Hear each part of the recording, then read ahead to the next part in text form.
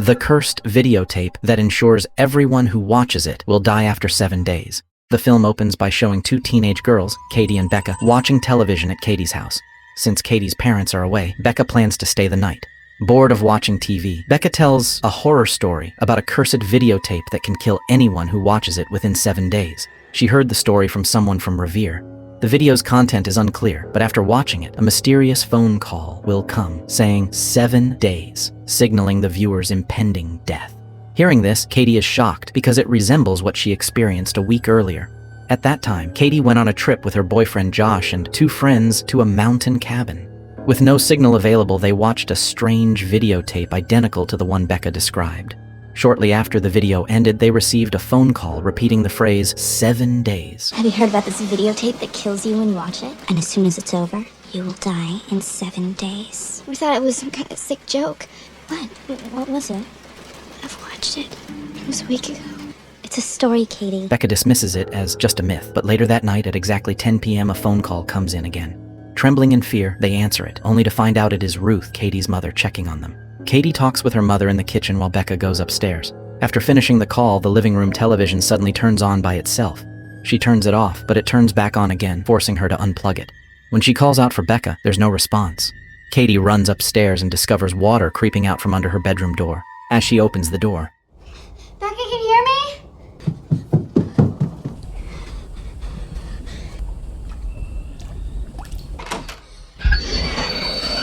the story then shifts to Aiden, a young boy waiting to be picked up in his classroom. Soon after, his mother Rachel arrives to pick him up. Since Rachel is at the school, Aiden's teacher talks to her about his behavior. She says Aiden is quiet, keeps to himself, and has recently been drawing disturbing images. One drawing particularly unsettles the teacher because it appears related to the recent death of Aiden's cousin, Katie. Rachel explains that Aiden often expresses his emotions through drawings and suggests he may simply be grieving Katie, who died 3 days earlier. However, the teacher reveals that the disturbing drawing was actually made 7 days before Katie's death. I'd like to show you something. I'm bothered by these drawings. It's Katie. My son lost his best friend 3 nights ago. Aiden drew these last week. Later at home, Rachel puts Aiden to bed, but he speaks about death approaching their family. He claims that Katie visited him and told him she did not have much time left, implying Aiden possesses supernatural sensitivity.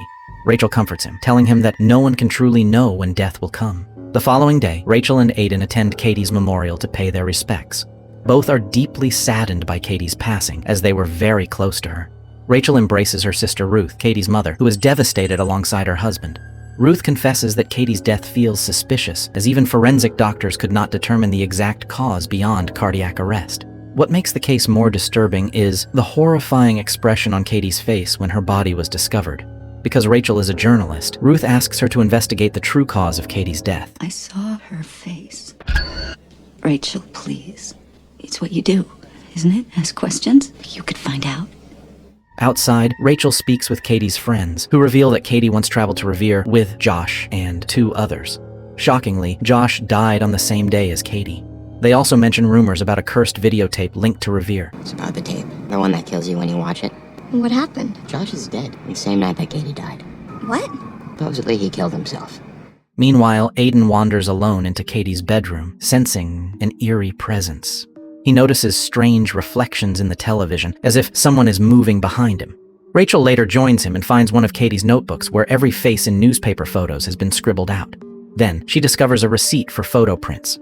The next day, Rachel begins her investigation by picking up Katie's photos from the photo shop. It turns out the photos are vacation pictures taken during Katie and Josh's trip to Revere.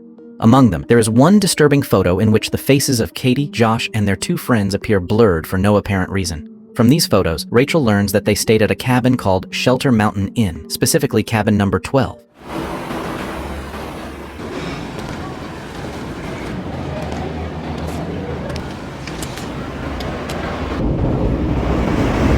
While trying to track down the 2 other friends, Rachel discovers that they also died on the same day as Katie and Josh. The 2 friends died in a car accident, while Josh died by suicide. All 4 deaths share 2 similarities. They happened on the same day and at the exact same time, at 10 p.m. 10 p.m. 10 p.m. Time of death, Wade. That's all I want to know. The next day, Rachel travels to Shelter Mountain Inn. Upon arriving, she asks the innkeeper about Katie and her friend.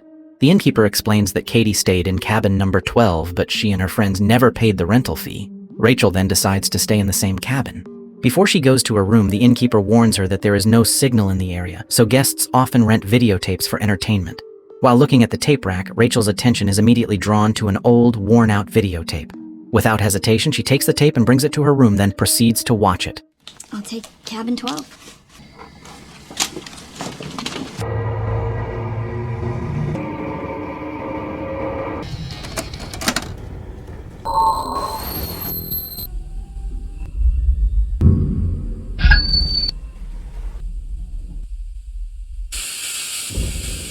The video from the tape is deeply disturbing and unsettling, leaving Rachel speechless. Not long after the tape ends, the phone rings. Rachel answers, and a woman's voice whispers, 7 days. 7 days. At first, Rachel had doubted the curse, but after experiencing it firsthand, she begins to believe it. Now that she has watched the tape, Rachel realizes she only has 7 days left before dying. Without staying the night, she immediately returns home, taking the videotape with her. On the first day after watching the tape, Rachel repeatedly takes photos of herself, but in every picture, her face appears blurred. This happens on every camera she owns. Alarmed, she contacts her ex-husband Noah, a video analyst and Aiden's father, and tells him everything about the cursed videotape and the strange distortion affecting her appearance in photos.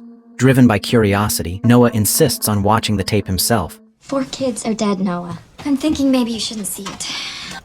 Oh, show it to me. After Noah watches the tape, another mysterious phone call comes in. However, Rachel refuses to answer because she already knows what the caller will say.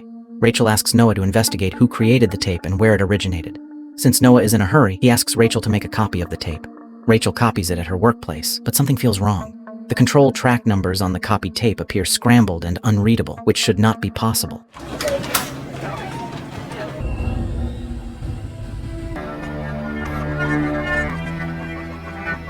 On the second day, Rachel meets Noah to hand over the copied tape. While analyzing it, Noah immediately notices that the control track is corrupted. Normally, every recorded video contains a control track that serves as a digital trace, indicating how and where the footage was recorded. Without this control track, no image should be able to appear on the tape.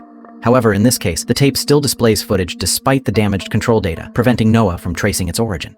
He also discovers several unnatural scenes in the recording, including a mirror shot in which the camera should be visible in the reflection, yet no camera appears at all.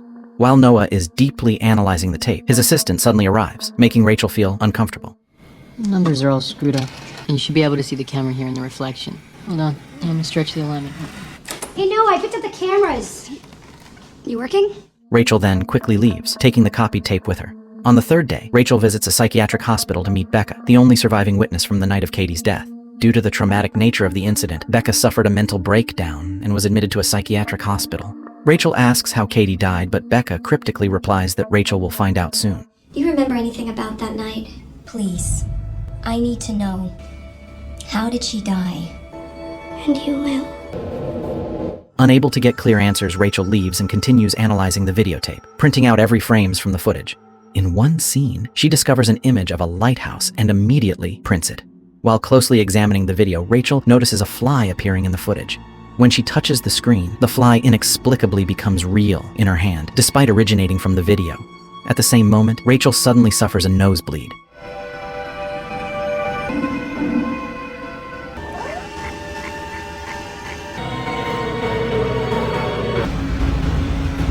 On the fourth day, Rachel goes to a public library to search for locations that have a lighthouse. Her research leads her to Moesco Island, where a lighthouse closely resembles the one shown in the tape. Continuing her investigation online, Rachel finds a photograph of a woman who looks identical to the figure in the videotape. The woman is identified as Anna Morgan, a famous horse rider from Moesco Island who lived with her husband, Richard Morgan. At some point, a strange incident occurred in which Anna's horses went mad and drowned themselves in the ocean, despite showing no signs of disease. Later reports reveal that Anna died by suicide after jumping from a cliff, allegedly due to severe hallucinations. She had previously been treated multiple times at Iola Psychiatric Hospital. Rachel learns that Richard is still alive and living on Moesco Island. She documents every discovery in a notebook, and without realizing it, begins scribbling over faces in newspaper photos, mirroring Katie's strange behavior. On the 5th day, Noah notices something disturbing while shopping at a store. His face appears blurred on a CCTV monitor, confirming that he too has been affected by the curse. You're gonna die. You too.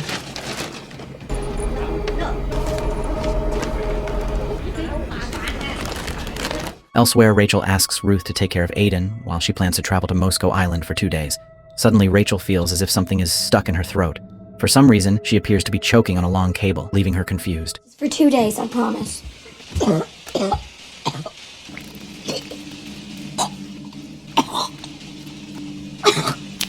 Worried, she checks on Aiden and encounters the apparition of a pale girl with long black hair wearing a white dress.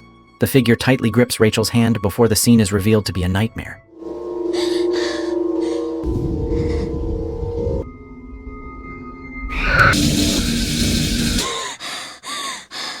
When Rachel wakes up, she finds bruised hand marks where the ghostly girl had grabbed her. She rushes to Aiden's room and is horrified to discover him watching the copied videotape. Shortly afterward, the phone rings again, signaling that Aiden has now been cursed as well. Noah then calls Rachel, admitting that he now believes the tape is real after noticing his own face appearing blurred in photographs. On the 6th day, Rachel brings Aiden to stay at Ruth's house for safety. She again examines Katie's notebook and realizes that before her death, Katie had been obsessively drawing a ring symbol. Rachel and Noah then travel to the harbor, planning to split up their investigation. Rachel asks Noah to search for more information about Anna at Iola Psychiatric Hospital while she travels to Moscow Island to confront Richard. I think we should go to the island together.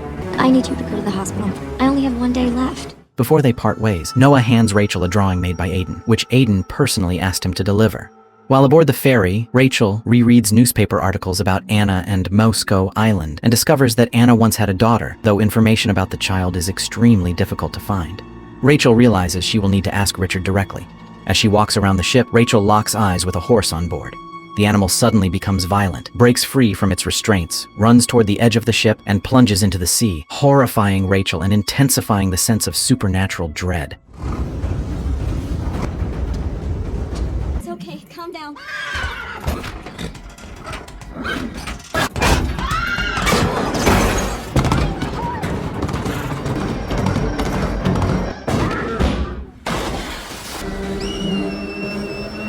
After arriving on Moscow Island, Rachel visits the Morgan Ranch and meets Richard, who is busy with his work. Following the mysterious incident involving his horses, many journalists had previously come to question him about the outbreak that caused the animals to go mad.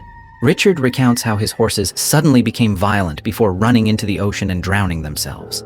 Since that tragedy, he has stopped raising horses entirely. While exploring Richard's house, Rachel discovers a mirror identical to the one shown in the videotape, confirming that the footage was filmed inside the Morgan residence. After some small talk, Rachel begins asking about Anna and the videotape. She suspects the tape may be a message from Anna to Richard, since every scene on it features objects and locations from their home, including the horses, the mirror, the windows, and even Anna herself. Richard's friendly demeanor abruptly darkens when he sees the tape. When Rachel asks about his daughter, Richard immediately denies ever having one and angrily forces Rachel to leave his property. You want to tell me what's really on your mind? I think it's a message from your wife. I got a lot of work to do today. Where's your daughter? I don't have a daughter. Mr. Morgan. I can't help you. Later, Rachel examines the drawing Aiden had previously given her through Noah. The drawing depicts a house resembling Richard's home, with 3 figures inside. Rachel realizes the 3 figures must represent Richard, Anna, and their daughter. She calls Aiden to ask about the picture, and he explains that a young girl asked him to draw it. The girl told Aiden that she hates horses because they prevent her from sleeping. When Rachel asks where the girl lives, Aiden calmly replies that she lives in a dark place, which deeply unsettles Rachel. Rachel then visits the only doctor on the island, Dr. Grasnick, and asks about Anna and her daughter. Rachel also confesses that she has been experiencing disturbing hallucinations and nightmares since watching the videotape connected to the Morgan family. Dr. Grasnick explains that Anna desperately wanted a child but suffered multiple miscarriages. Eventually, Anna adopted a baby girl named Samara, though no one on the island knew where Samara came from. For several years, their life seemed normal until Anna began experiencing terrifying hallucinations and recurring nightmares. Anna later realized that these disturbing visions only occurred when Samara was nearby. As a result, Anna and Richard confined Samara in the barn. Dr. Grasnick examined Samara but found no medical abnormalities. Samara was later taken to Iola Psychiatric Hospital, and to this day, Dr. Grasnick does not know what happened to her, though she believes the island became peaceful again after Samara's disappearance. Adopted, they said. When they came back, it was with Samara. Everything was fine till Anna started coming to see me. It had only happened around Samara, seeing horrible things. I assume she's still there. I referred them to Eola Psychiatric. Ever since that girl's been gone, things have been better. Meanwhile, Noah visits Eola Psychiatric Hospital to gather information about Anna. At first, the hospital staff refused to cooperate, but Noah breaks into the records storage room out of desperation. After searching through the archives, he finds Anna's medical files, which confirm her repeated miscarriages and severe hallucinations despite ongoing psychiatric treatment. Alongside Anna's records, Noah also discovers Samara's medical file, containing strange drawings and notes about recorded psychiatric interviews.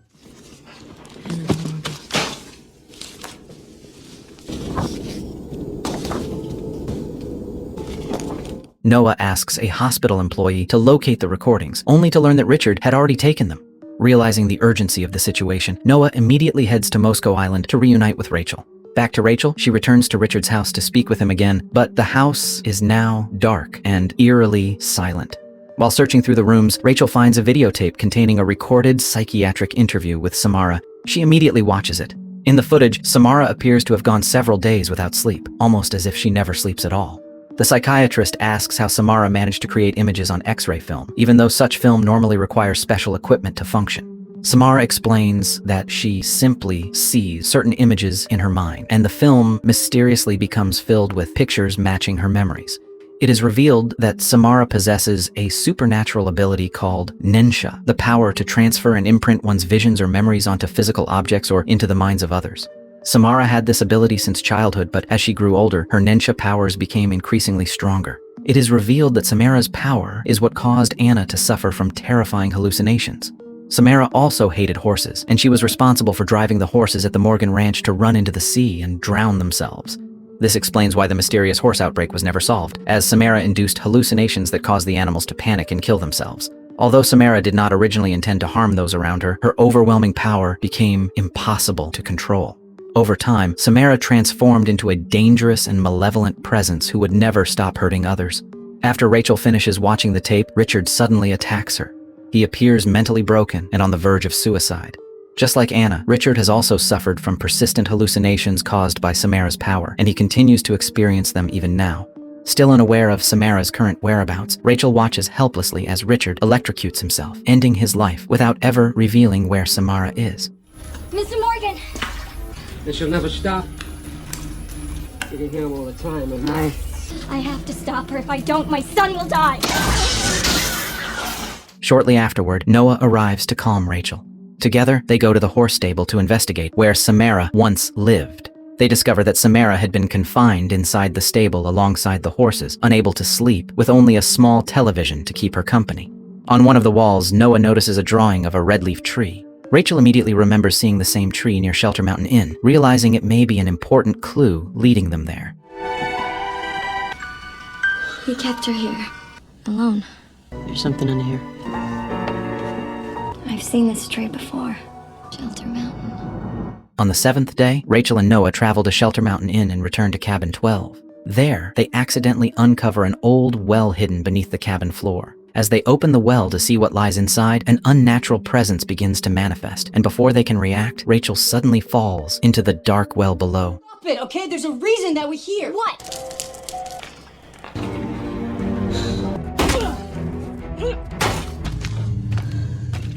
How far down do you think you go?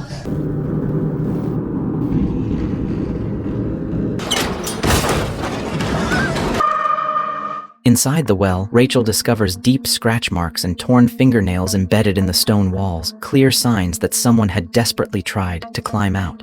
Suddenly, the well seals itself, and at the same moment, Rachel finds herself holding a clump of human hair. She is overwhelmed by a powerful vision revealing Samara's death. Years earlier, Anna and Richard had taken Samara on a trip to Mountain Shelter Inn, which at the time was only an open field with very few cabins. Samara stood staring at the red-leafed tree near a well. Without warning, Anna suffocated Samara from behind, using black plastic until she lost consciousness. Believing Samara was dead, Anna threw her body into the well. Isn't it beautiful here, Samara? So peaceful. All I ever wanted was you. However, Samara was still alive. As the well was sealed, Samara saw a ring-like image, a symbol that would later represent the endless cycle of her curse. A few days later, overwhelmed by guilt, Anna committed suicide. For 7 days, Samara struggled inside the well, clawing the stone walls until her nails broke and her fingers bled. Eventually, she died from cold and starvation. After her death, Samara became a vengeful spirit without mercy. When a cabin was later built above the well, an empty videotape was left inside it. Using her supernatural Nensha ability, Samara psychically imprinted her memories, rage, and suffering onto the tape. The videotape became cursed, and anyone who watched it would die in 7 days. After the vision ends, Rachel finds Samara's remain. She and Noah give Samara a proper burial. Rachel believes the curse is broken because she survives beyond the 7th day, and the handprint bruises on her arm disappear, suggesting that Samara has finally found peace. Rachel and Noah return home and pick up Aiden. The next morning, Aiden asks Rachel what happened to Samara. Calmly, Rachel says she freed her from the well. Aiden becomes alarmed and says she should not have done that because freeing Samara only made her stronger. Samara is a vengeful spirit who will never stop killing. At first, Rachel doubts this, but then she sees the dark handprint marks still on Aiden's arm, proving that the curse is not broken. We set her free. You weren't supposed to help her. Why did you do that? Don't you understand, Rachel? She never sleeps. This means Noah is still cursed as well. That day is exactly the 7th day since Noah watched the videotape, but he does not realize he is still doomed. Panicking, Rachel rushes to Noah's apartment, but she arrives too late. Noah has already been killed by Samara.